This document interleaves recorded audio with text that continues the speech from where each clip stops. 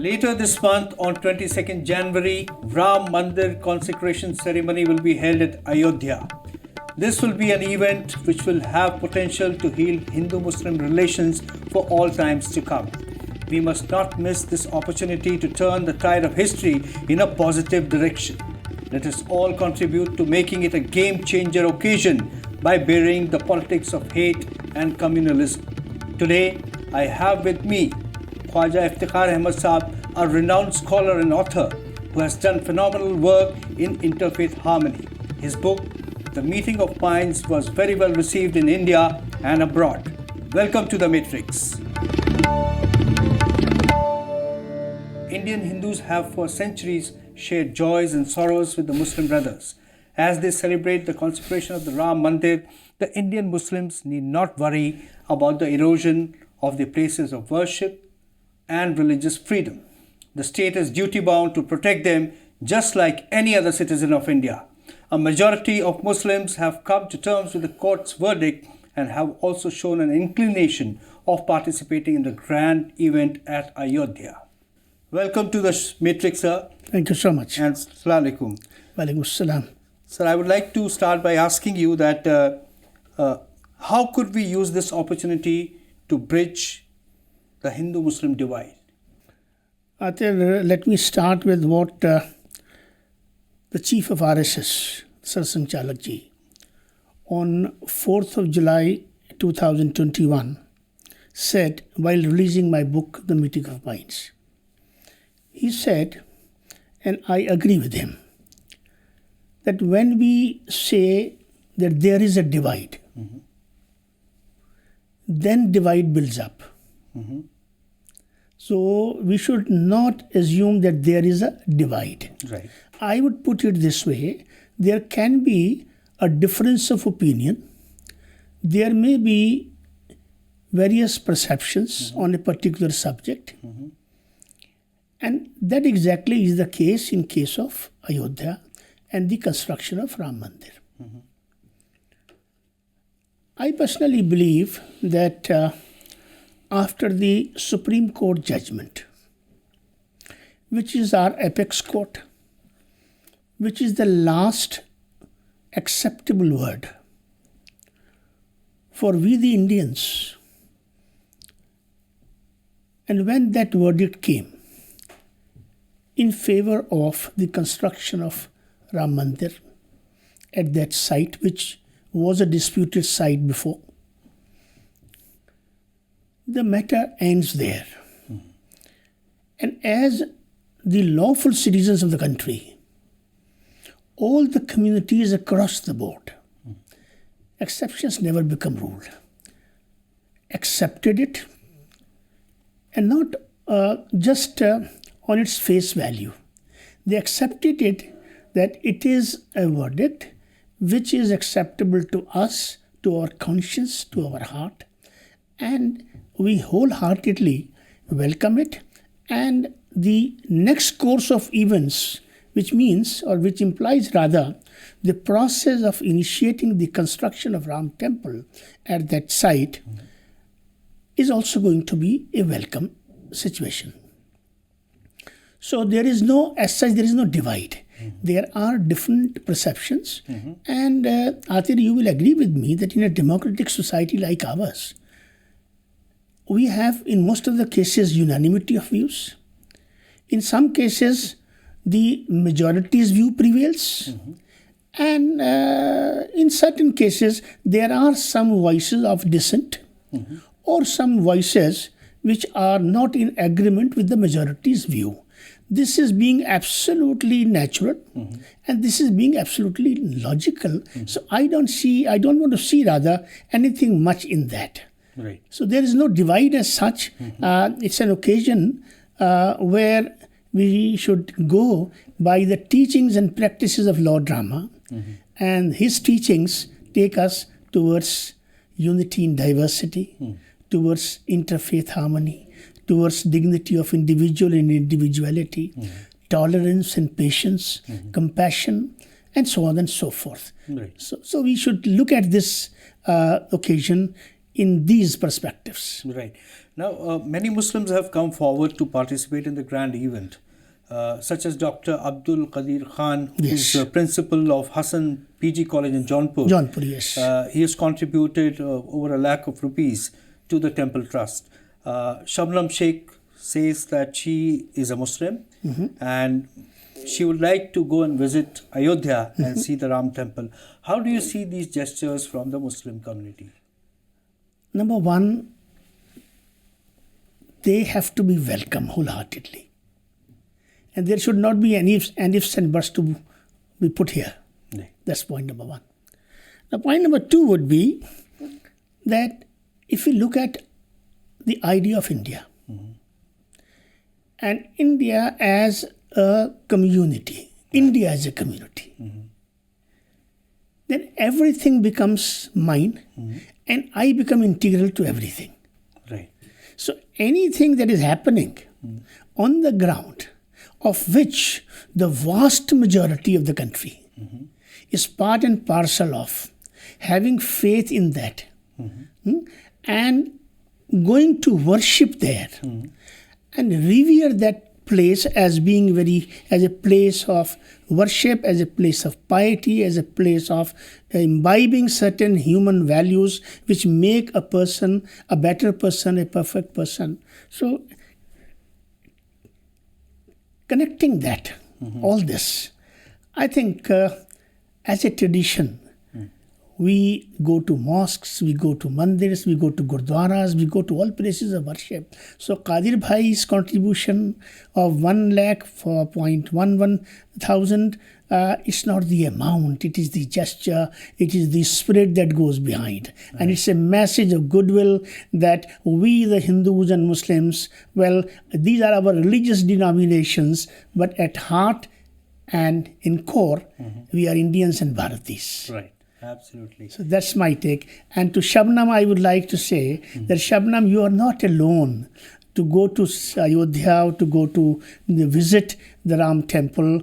You know, it's like my millions of people coming from different communities. You would see Atir in Dargah Ajmer Sharif, thousands of my Hindu sisters and brothers visiting there, right. And thousands of people visiting a Delhi Jama Masjid and so on. And so this goes with us in a very normal way. Right. This is what we are. Yes. And this is what India as an idea is all about. Yes, absolutely.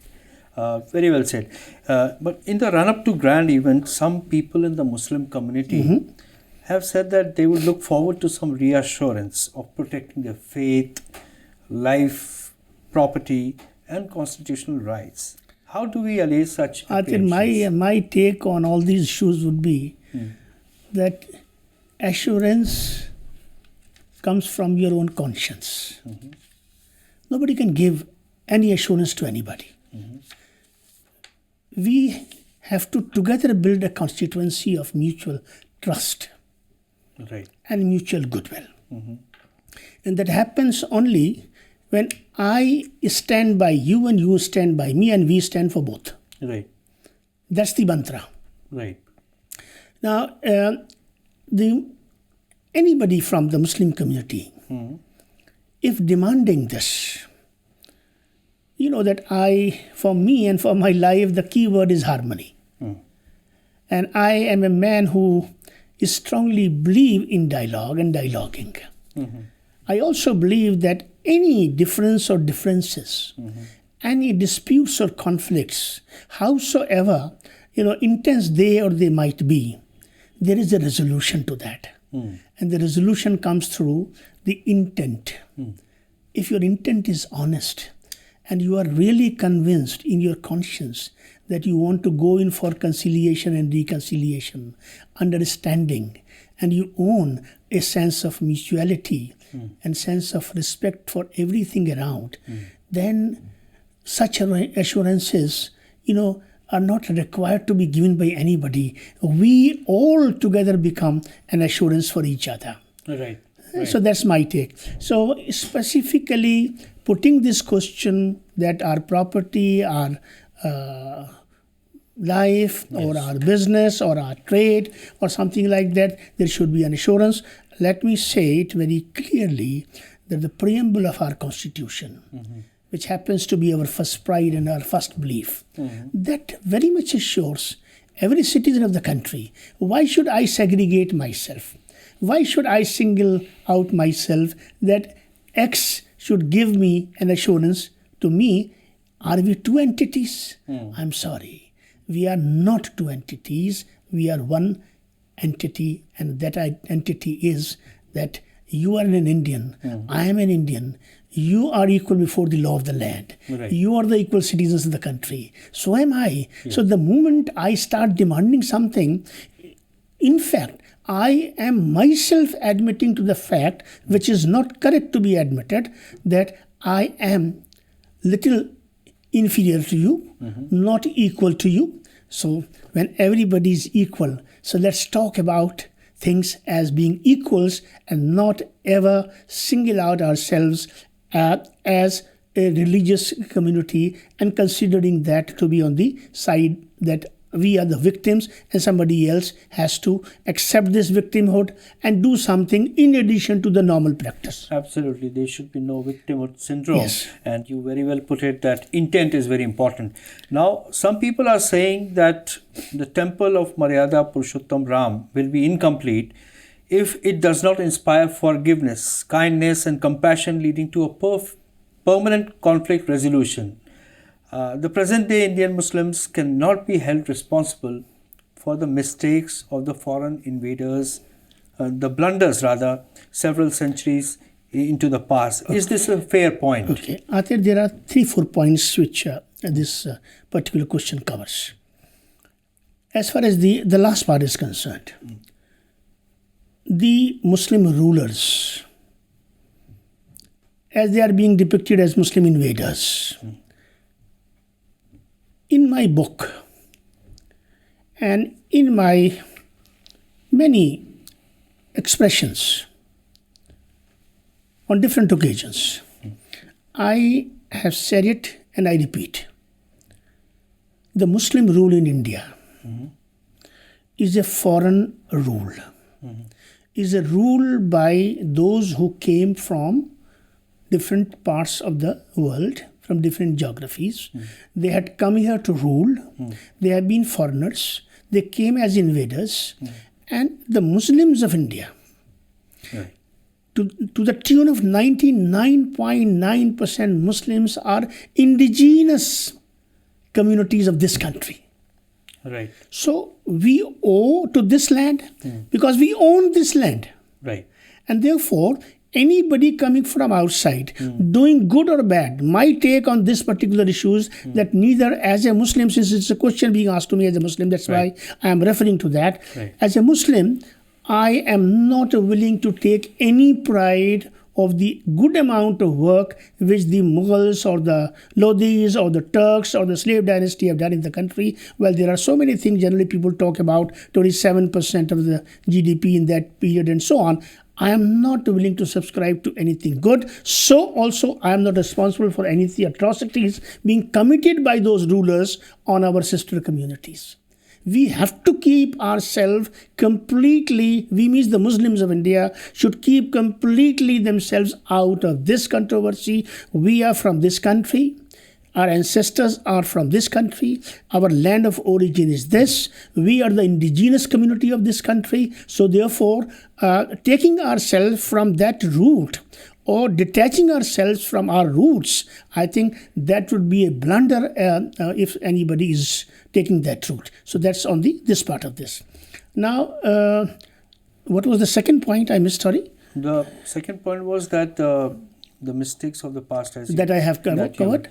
Then, Maryada Purushottam Ram's, the temple would be incomplete if there is no forgiveness, kindness, compassion. If you look at Lord Rama, what he stands for,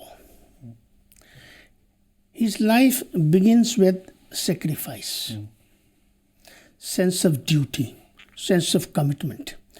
And if you look at his sketch of life, you will find that for him, he is not distinguishing people on any basis except that you are a human being.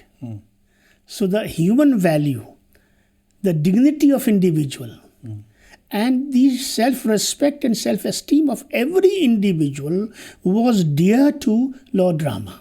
Right. That's point number one. Right. Point number two is that his life is an embodiment of human perfection, where you will see that there are waves of righteousness percolating down to his devotees, to his followers, in a natural course, because the kind of life that he is leading, the kind of judgments and verdicts coming from his tongue and through him, the kind or the manner in which he is resolving the disputes around. And above all this, what I see in him, the modesty and the forgiveness. Right. जिसको उर्दू में कहते हैं दरगुजर, माफ़ करना. So the forgiveness, I think, is the rarest of the rarest human quality, and something. And second, the self-respect of every human being. If these two things we keep before us, and we pick up this, and we take it into ourselves, into our nerves, into our emotions, into our sentiments, into our life, and into our living, into our teaching, and I can go on, then I think it will be a true tribute to the affinity that people claim to as far as the Lord Rama is concerned. Absolutely. And I would like to, share a Urdu sher with you, which I would like to replicate from Allama Iqbal said, and he said to Muslims, and I want to say it to my Hindu sisters and brothers. Right. He said, मस्जिद तो बना दी शब भर में. Right. यानी एक रात में आपने बड़ी शानदार मस्जिद बना दी. मस्जिद तो बना दी शब भर में ईमान की हरारत वालों ने, यानी वो जिनको अपने फेथ पे बड़ा गुमान है. Right. मस्जिद तो बना दी शब भर में ईमान की हरारत वालों ने, मन अपना पुराना पापी था, बरसों में मुसलमान हो ना सका. क्या मतलब है इसका?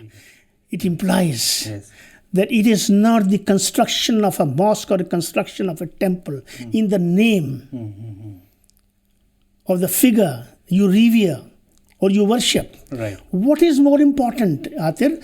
The most important is his life, his teachings, his practices, the values he lived for, the sacrifice which he did, the compassion that flows from his actions and deeds.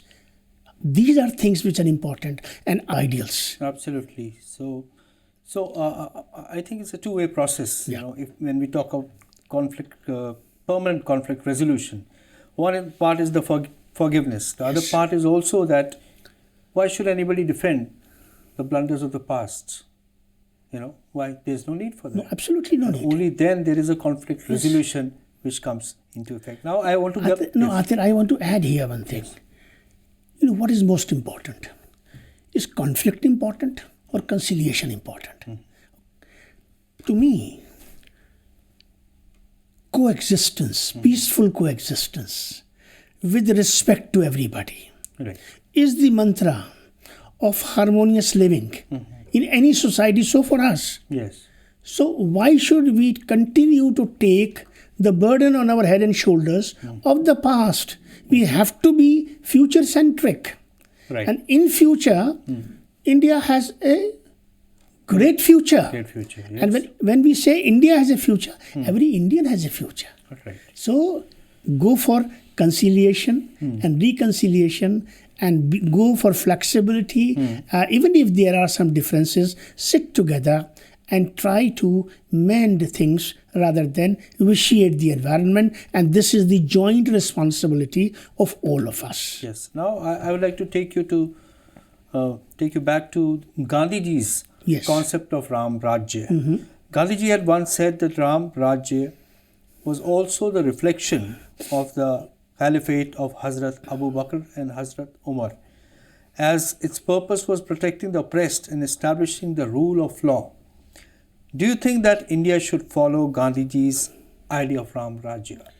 The idea of Gandhiji's Ram Rajya is basically the Lord Rama's teachings, his life, and his style of governance.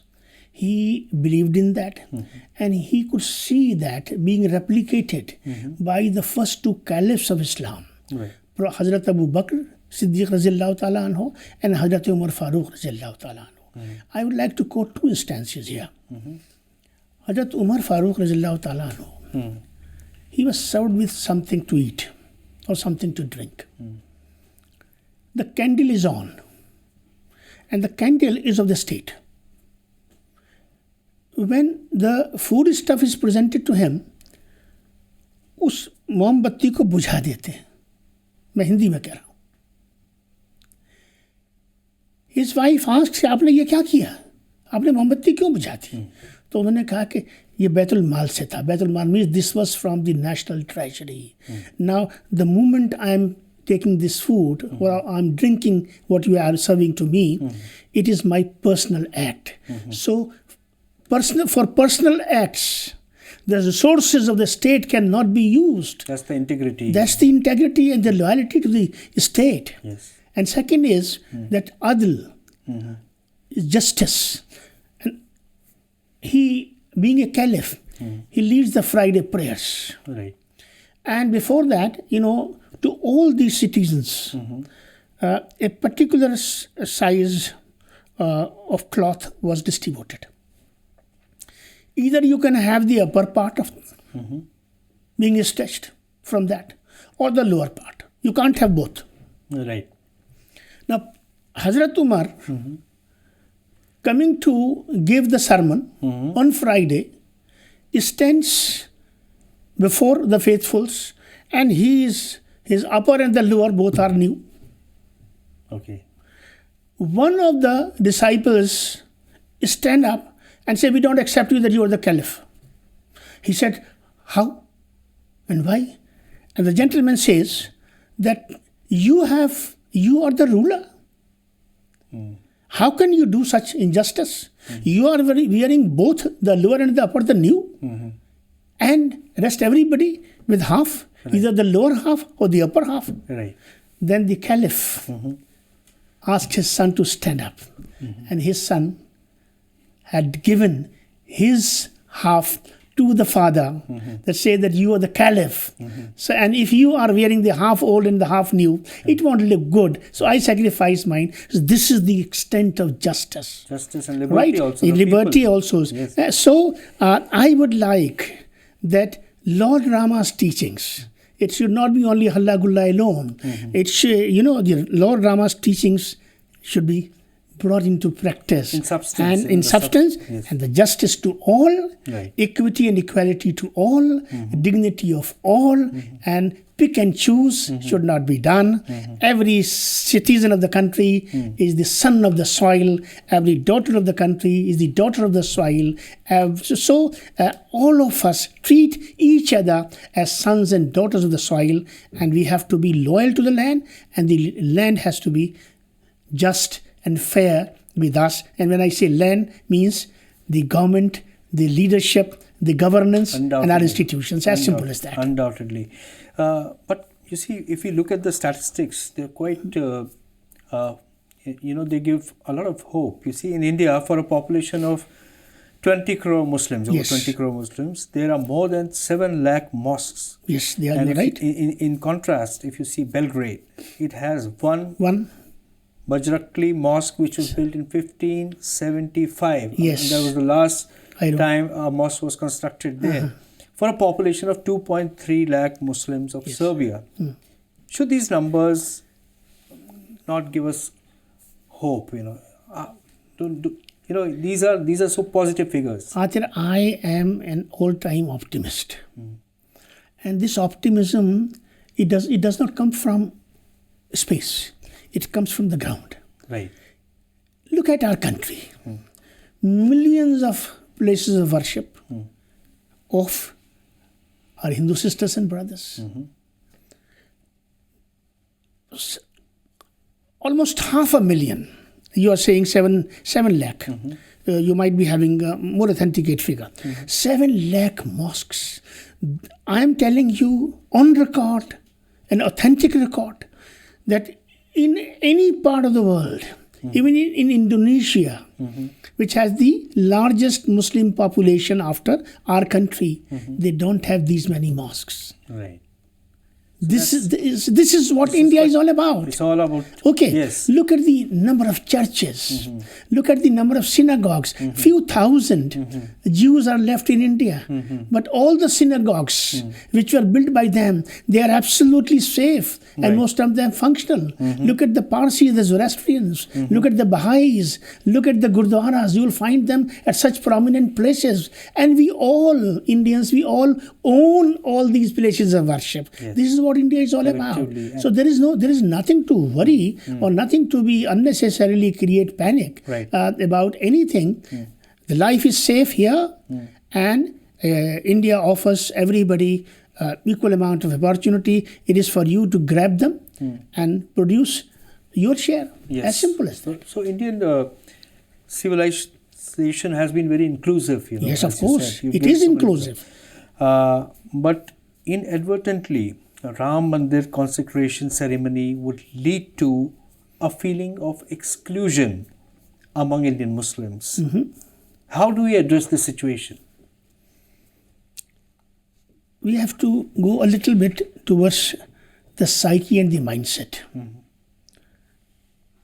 You know, when you own something and you own it for hundreds of years, let me say it very clearly. Babri Masjid. Just detach the word Babri. It is irrelevant for me. Right. Okay? What is relevant is masjid.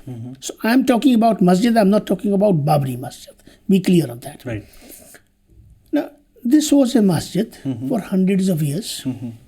Prayers have been held in that.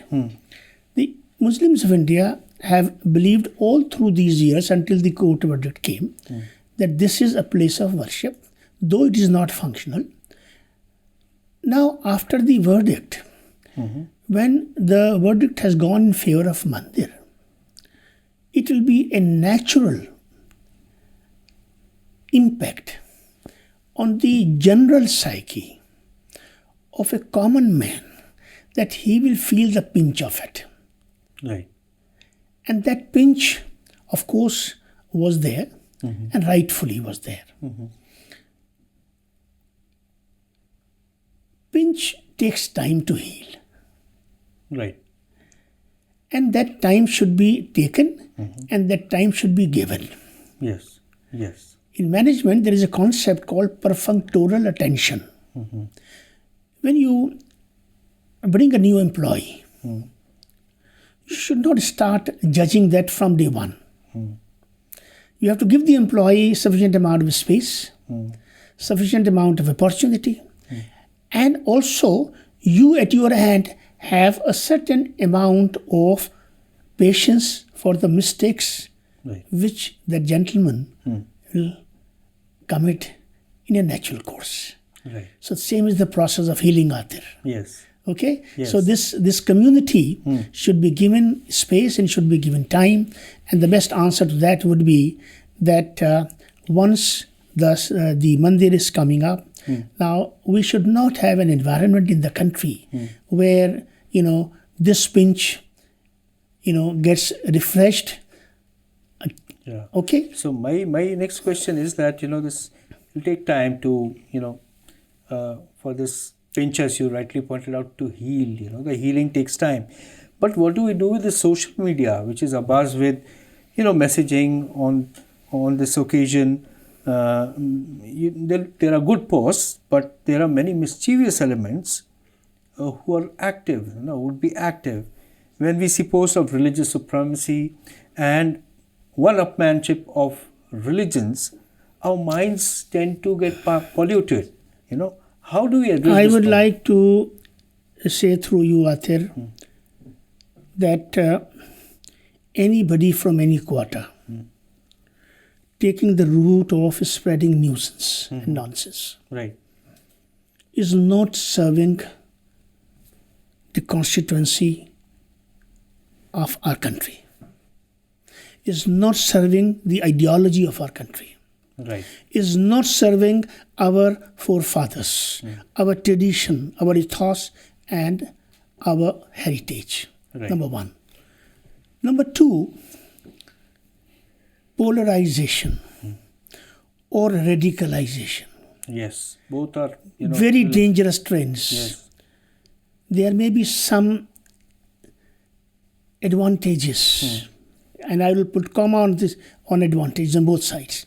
Some advantages, very ad hoc type, very temporary type, to few people. This country is thousands and thousands of years old. Very well said. This country is going to be there for innumerable period of time. Right.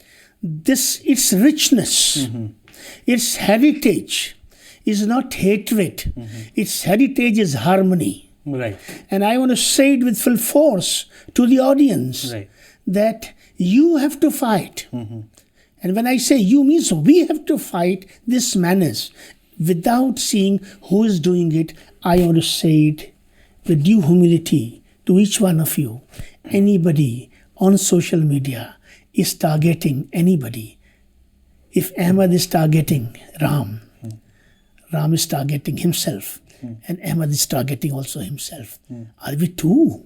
Are we two? We are not. So do you also think that the government should come down heavily on such elements? No. Identify? I would say just ignore them.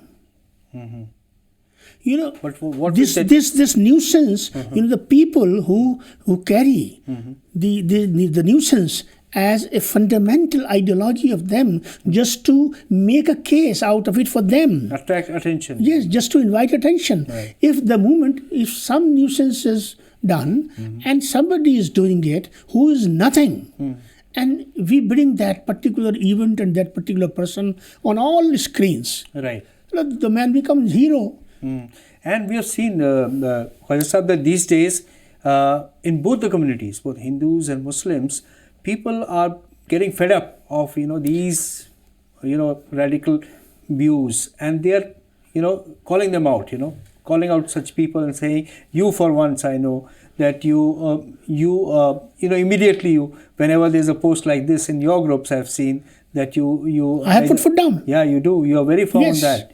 So that's very important, but as you say that they should, you'll have to deal with it in a very different manner. We have to deal.